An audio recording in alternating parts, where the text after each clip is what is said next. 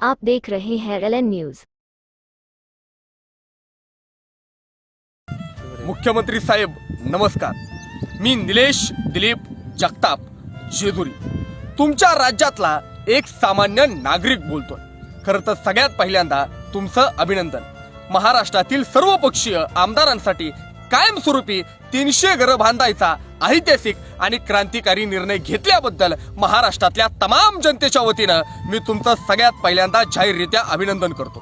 सोबतच जनतेच्या मुद्द्यांवरती तुफान राडा घालणाऱ्या पण घरांसाठी मात्र एक होणाऱ्या सर्वपक्षीय आमदारांचं सुद्धा मी जाहीररित्या पहिल्यांदा अभिनंदन करतो। मुख्यमंत्री साहेब, महाराष्ट्रात अपवाद वळखता तुम्ही सगळेच आमदार खूपच गरीब आहात। तुमची गरिबी पाहिली की तुमच्यापैकी 250हून अधिक आमदार करोडपती आहेत। तुमच्यापैकी 80 आमदारांची संपत्ती फक्त आणि फक्त 10 कोटी आहे, तर 4 आमदार तर खूपच गरीब आहेत, कारण त्यांची संपत्ती ही 100 कोटींच्या घरात आहे। त्यामुळे या सगळ्यांना घरांची खरंच खूप गरज होती।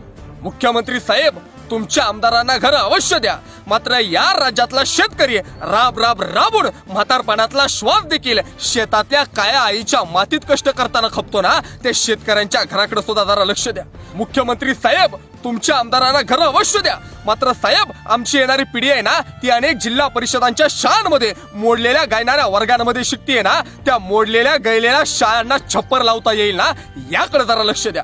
मुख्यमंत्री साहेब, तुमच्या आमदारांना घर अवश्य द्या, पण तुम्ही आम्ही घरामध्ये सुरक्षित राहावं म्हणून 24 तास ऑन ड्युटी असणाऱ्या आमच्या पोलीस बांधवांच्या घराच्या प्रश्नाकडे सुद्धा तेवढं लक्ष द्या। मुख्यमंत्री साहेब, तुमच्या आमदारांना घर अवश्य द्या, पण तुमच्या राज्यात गेली अनेक महिने झालं आंदोलनाला बसणाऱ्या एसटी कर्मचाऱ्यांच्या डोक्यावरती छप्पर तेवढं देता येईल का, याकडे सुद्धा जरा लक्ष द्या।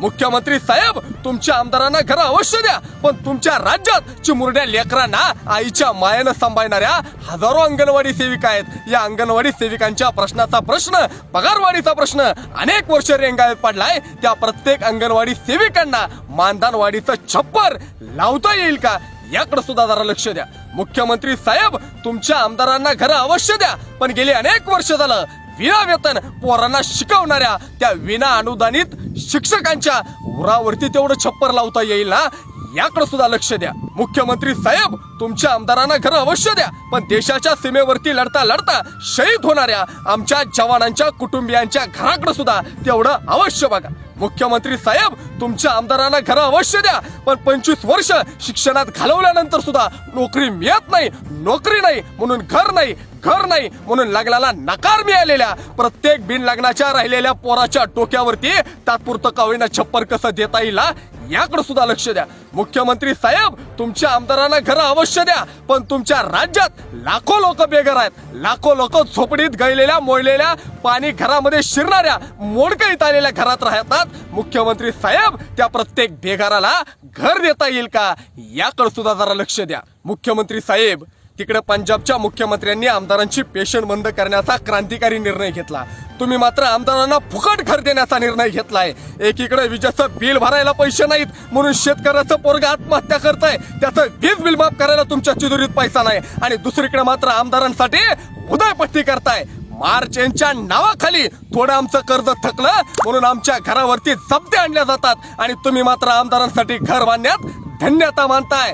रस्ता, वीज, पाणी कसली जरी आमची समस्या असली ना, तरी आता आमची काहीच तक्रार नाहीये। मुख्यमंत्री साहेब, मुख्यमंत्री साहेब एक हक्कानी सांगतोय, मुख्यमंत्री साहेब एक हक्कानी सांगतोय, आम्हीच टॅक्स द्यायचा, आम्हीच गॅपची सबसिडी भरायची सोडायची, आम्हीच टोल द्यायचा, सगळं काय आम्हीच करायचं, आणि खरं मात्र तुमच्या आमदारांसाठी वारे वा, आमच्यासारख्या असंख्य लोकांच्या टॅक्सवर स्वतःचं घर बांधणाऱ्या त्या प्रत्येक आमदाराचा मी जाहीररित्या निषेध करतो।